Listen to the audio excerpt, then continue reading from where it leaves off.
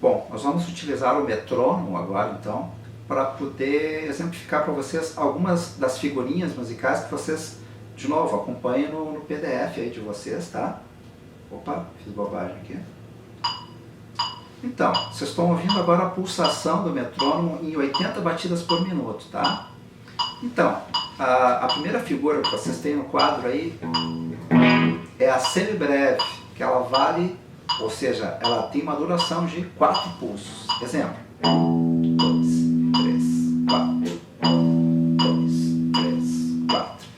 Ou seja, a figura mais longa de todas elas que vocês têm aí nesse quadro. Depois disso, abaixo dela, nós temos a mínima. A mínima, ela vale, olhem para o canto direito aí do PDF, ela vale 2 tempos. Como seria? 1, 2, 2. Percebam então, a gente está fazendo uma certa matemática, um jogo de matemática, né? A primeira figura semibreve, ela dura 4 pulsos, a mínima, né, dura 2 pulsos, e agora a semínima talvez seja a figura mais fácil da gente entender, porque a cada pulso vou estar tocando ou executando uma nota. Então vamos lá.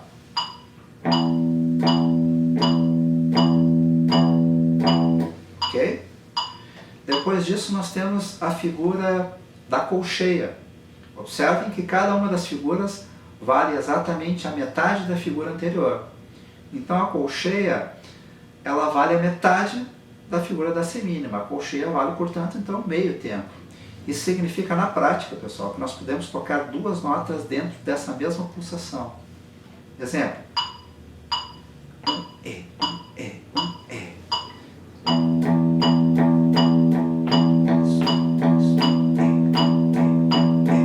Percebam? São 2 notas dentro dessa pulsação.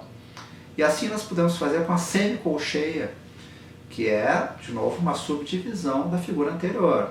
A semicolcheia, portanto, vale 1/4 de tempo, tá? É a ideia, dentro desse pulso nós podemos tocar, então, 4 notas. Vou ficar um pouquinho mais rápido.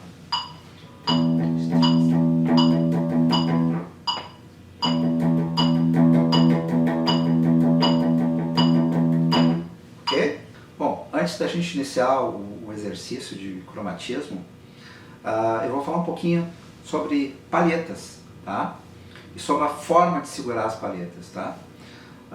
Nem tanto quanto a forma de segurar a palheta, tá? Porque provavelmente muitos de vocês vão segurar uma palheta com 2 dedos, com 3, sobre a polpa do dedo, assim, ou do ladinho aqui. Enfim, isso é muito pessoal, tá? A gente sempre aconselha, se vocês têm algum guitarrista que vocês se espelham, assim, e curtem, assistam alguns vídeos, tentam perceber o jeito que ele pega a palhetinha, tá? Porque isso é uma coisa muito pessoal mesmo, tá? Agora, uma coisa importante é a forma com que vocês vão executar essa palhetada, tá? Então, se eu descansar a palheta, por exemplo, na 6ª corda aqui e tocar de uma forma chapada, tá? Isso é uma prática muito comum, principalmente quando a gente faz alguma base na guitarra, isso é muito comum, essa palhetada mais chapada, tá? Agora, quando a gente vai percorrer escala, fazer melodia, a gente deve fazer uma coisa muito bacana, que é isso aqui, ó. Olha só, observem a falange do meu polegar, ó. Eu vou puxar a falange para trás. Quando eu faço esse movimento aqui com o polegar, na verdade eu estou deixando a palheta perpendicular às cordas. Isso faz com que, experimentem aí, puxem o polegar para trás um pouquinho e façam esse movimento aqui de vai e vem. Vocês vão perceber que a palheta já escorrega, já desliza sobre a corda e vai fazer com que essa corda ela seja ferida mais rapidamente, tá? Então isso é apenas um conselho, tá? Vocês não têm que seguir necessariamente isso, mas é uma coisa que para mim funcionou muito bem, tá bom? Bom, o nosso exercício cromático, ele vai utilizar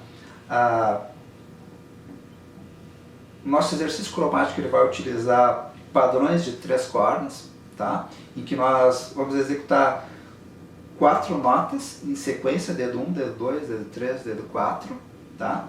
Então, se vocês observarem na tablatura, no PDF de vocês aí, vocês vão perceber que o exercício começa com 4 palhetadas na sexta corda, todas alternadas, né? O exercício é de palhetada alternada. Isso é uma coisa muito importante também. Dentro do curso vocês vão aprender todo tipo de palhetada, tá? A palhetada se chama downstroke, que é só a palhetada para baixo, que é essa, como eu sugeri antes, que eu falei antes, citei antes, sobre essa ideia da gente fazer base, né? A gente dá quase sempre palhetada para baixo. Tem uma palhetada chamada sweep picking, que é essa palhetada onde a gente aproveita o mesmo movimento da palhetada aqui, da mão, né? No mesmo sentido para tocar várias notas. Então essa é a palhetada sweep picking, a gente vai estar vendo isso também em aulas futuras. E eventualmente vocês vão dar palhetadas para cima também, né? Especificamente para cima. Mas de todas, a mais relevante é a palhetada alternada, que é o que a gente faz no nosso dia a dia. E como é o primeiro exercício, a palhetada alternada a gente vai estar utilizando nesse exercício então de cromatismo, tá? Então, como eu estava falando antes, voltando, a gente vai estar tocando as 4 notas aqui da sexta corda em sequência, todas com palhetada alternada. A gente faz isso na quinta corda, mesmo movimento, e na quarta corda, mesmo movimento. Então percebam que eu fiz 3 cordas. Depois disso, observem aí, eu vou subir uma corda, ou seja, eu vou partir para a quinta corda e fazer mais 3 cordas. Feito isso, eu subo mais uma corda, faço mais 3 cordas consecutivas e vou seguindo até a nota mais aguda. Depois disso, eu movo a mão inteirinha uma casa adiante e agora a gente começa a fazer de uma forma decrescente. 3 cordas. Feito isso, eu abaixo uma corda aqui e faço mais 3 cordas consecutivas e assim por diante. Depois disso, o exercício retorna, tá? Então é um exercício cíclico, que é legal que vocês façam várias vezes isso aqui, né? Alguns guitarristas, lembro agora de cabeça o Frank Gambale, por exemplo, é um guitarrista que faz 8 padrões de exercício em qualquer tema, seja pentatônica, diatônica, arpejo, né? Precisa fazer 8 ciclos? Não precisa fazer 8 ciclos, pode fazer 2 ou 4, né? Mas escolha um certo padrão que é bacana, tá? Então, como que a gente vai poder fazer esse exercício para ter consciência do que a gente está fazendo? Vou ligar o metrônomo de novo, colocar em 80 BPM aqui. Olha só. Então eu posso tocar esse exercício de que forma? Executando a semínima, por exemplo, que é aquela figurinha que vale um tempo. Olha só, vou fazer só a sexta corda aqui, ó. Percebam que eu estou tocando uma nota por tempo. Agora eu posso usar a colcheia, que é a ideia de tocarmos 2 notas dentro de cada pulso.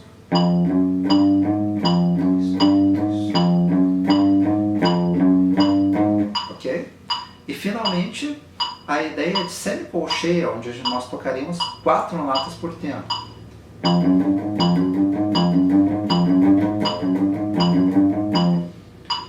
Eu vou estar demonstrando para vocês o exercício usando semicolcheia, que são essas 4 notas por tempo, tá? Mas vamos deixar bem claro, assim, se vocês não conseguirem fazer em semicolcheia ainda, podem tocar uma nota por tempo, não tem problema nenhum, tá? Ou 2 notas por tempo. À medida que vocês começarem a assimilar esse exercício, vocês vão evoluir no estudo de vocês, tá? O exercício cromático, ele serve como um certo parâmetro para nós, e vocês vão entender no futuro próximo a respeito disso, tá? Existem grandes artistas, grandes bandas, por exemplo, quando lançam um álbum, eles lançam quase que de forma corriqueira um songbook junto, tá? E nesse songbook estão incluídas então as partituras e tablaturas com letras, inclusive, do álbum, ou seja, é um material quente, não é esse tipo de coisa que a gente acha na internet, aí, em vários sites aí, que a gente tem dúvidas, será que eu vou tocar isso, será que eu não vou, porque a gente não tem certeza se vai estar certo ou não, né? No songbook não, o songbook é algo fiel, né, que foi editado, né, com aval dos músicos da banda, enfim, dos produtores, né? Eu estou falando isso por quê? Porque é algo confiável, muito confiável, e no início de cada música existe uma semínima. A figurinha da semínima é igual a, por exemplo, 120. O que é esse 120? É o 120 ppm, por exemplo, é uma indicação de andamento da música, não é? E dentro da análise dessas músicas, a gente vai estar vendo, por exemplo, qual que seria a figura mais rápida que acontece. Digamos que seja uma semicolcheia. Vocês viram lá, nossa, a figura mais rápida da partitura aqui, ou da tablatura, é a semicolcheia. Então isso indica que você vai estar tocando em 120 ppm uma semicolcheia. Por que eu estou falando isso? Porque você, quando vai executar alguma música, você precisa saber se você tem condição de executar ela ou não.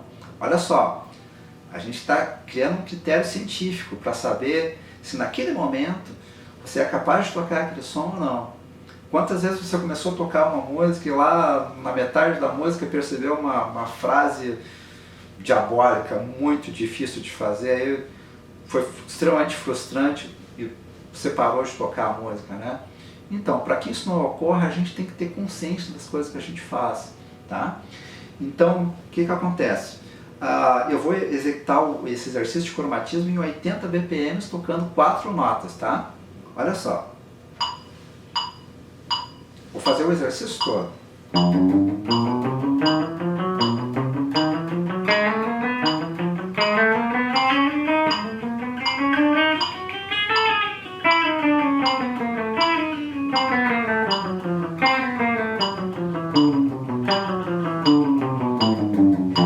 E assim por diante, tá? Isso quer dizer o quê? Que eu fiz o exercício em 80 bpm, se eu ver escrito lá uma semínima igual a 80 e eu observo que a figura mais complexa, a figura mais rápida da música é uma semicolcheia, opa, eu estou apto para poder estudar essa música e não me frustrar durante a execução, que é só uma questão de decorar a música e ter um entendimento, obviamente, se possível, né? Mas, ou seja, é algo humanamente possível para mim nesse momento, não é? Então, eu vou fazer o exercício cromático aqui até um momento onde a gente considera que é um nível profissional, tá? Então, para isso eu vou colocar uma distorção aqui. As pessoas dizem, você deve tocar com a guitarra limpa porque você vai ouvir melhor as notas, e é verdade, né?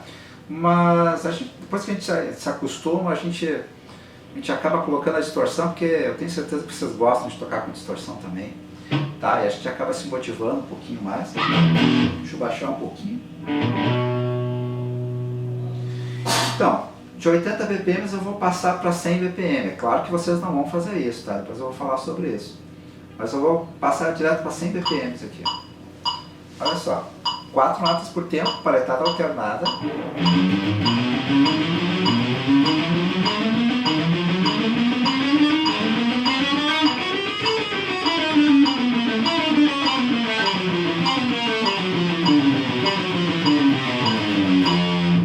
Ok? Vou ir um pouquinho mais para frente, vou passar para 120 bpm. Vão observando aí.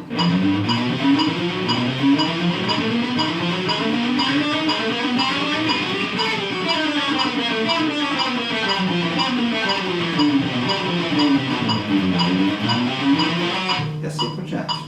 Deixa eu me ajeitar aqui que vou passar para 130 bpm.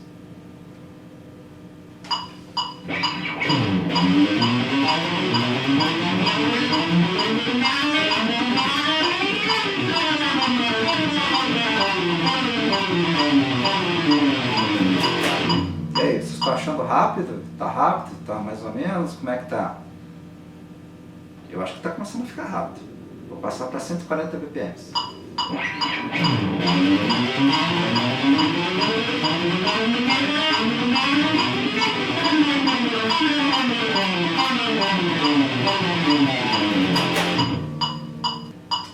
Ok, vamos passar então para 150 bpm.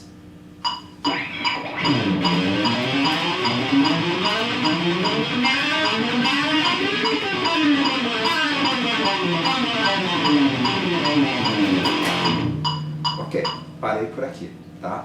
Uma coisa importante é quando a gente está tocando, e quanto mais rápido a gente está tocando, mais relaxado a gente deve ficar, ok? Porque essa coisa de tocar mais rápido, como vocês veem, algum guitarrista, um roqueiro fazendo cara de mal, é só performance mesmo.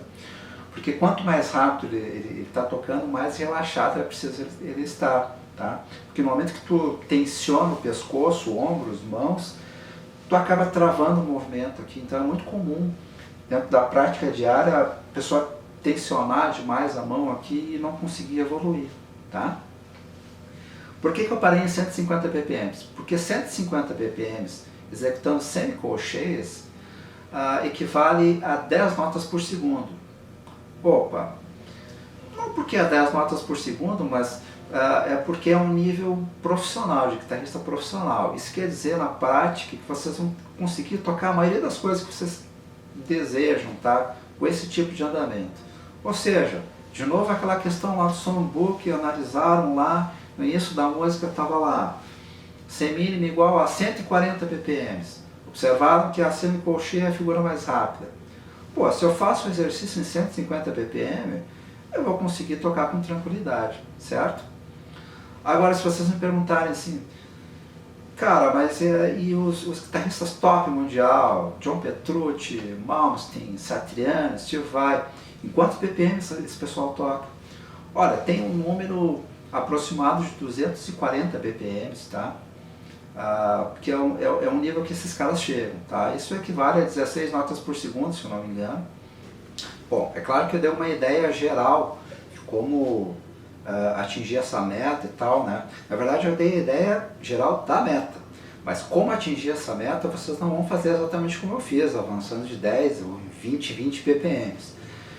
Rapidinho, só para vocês entenderem, vocês vão escolher um andamento inicial que seja bem confortável, tá? Não importa se vocês estão tocando 2 notas ou 4 notas ou 1 nota por tempo, não importa, tá?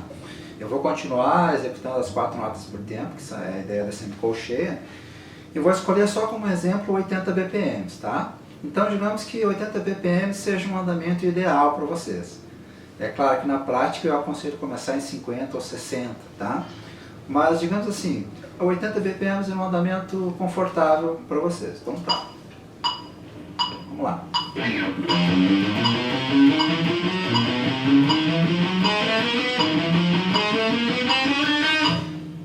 E aí vai, fez uma volta, 2, vocês vão subir 2 BPM. De 80 vocês vão passar para 82 BPM.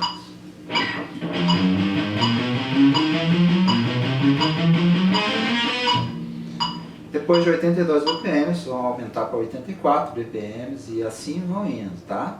Quando vocês sentirem que começou a apertar um pouquinho, que já estão, né, daqui um pouquinho, sentindo um pouquinho de dificuldade, mas não atingiu a meta e não atingiu ainda o máximo que vocês podem, vocês vão aumentar 1 BPM, tá?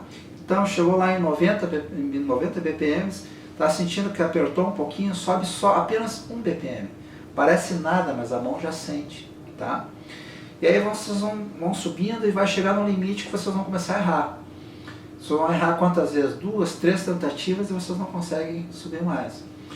O que vocês vão fazer agora? Vocês vão baixar 20 BPM, tá? Isso, na verdade, é uma prática que a gente adota, tá? Dentro do método, mas é uma prática que todo guitarrista lá fora, tá? As melhores escolas do planeta usam esse tipo de ciência, eu diria, tá? Porque não tem como tu promover um desenvolvimento rápido, tá? De uma forma constante sem fazer esse tipo de coisa.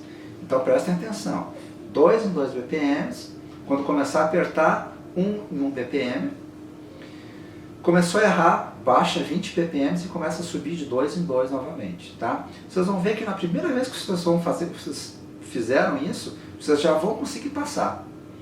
Ah, mas eu não consegui passar, professor. Baixa 20 BPM e tenta de novo. A segunda vez vocês vão passar. Ou seja, isso deve fazer uma certa constância sempre da mesma forma, tá? Se vocês não acreditam nisso, pratiquem um pouco. Vocês vão ver que isso dá certo, dá muito certo, tá? O grande erro tá, eu faço em 100 BPM, aí no outro dia vocês vão chegar lá e já colocar em 100 BPM, pô, mas eu não consigo passar, eu não consigo. Vocês não vão conseguir passar nunca, tá? Então vocês têm que seguir esse método científico aí. Chegou no auge, hoje, baixa 20 BPM, tenta subir de novo, aí conseguiu subir 3 pontinhos daquele limite. Amanhã faz a mesma coisa. Vocês vão ver que o desenvolvimento é super rápido, tá? Para finalizar, então, por que a gente pratica isso? Isso é para a independência das mãos, para a gente ter agilidade, para a gente conseguir, dentro das aulas de improvisação, por exemplo, que vai acontecer logo, na próxima aula ou na outra, vão acontecer as improvisações. E para que a gente consiga fazer isso com uma certa naturalidade, as duas mãos elas têm que estar independentes, soltas, né? E esse tipo de coisa acaba justamente propiciando isso, que a gente deixa as mãos bem tranquilas, quase que independente da consciência da gente. Quando eu falar em improvisação, quando a gente começar a usar a improvisação, eu vou tocar nesse assunto novamente, tá bom? Espero que vocês tenham gostado e até a próxima.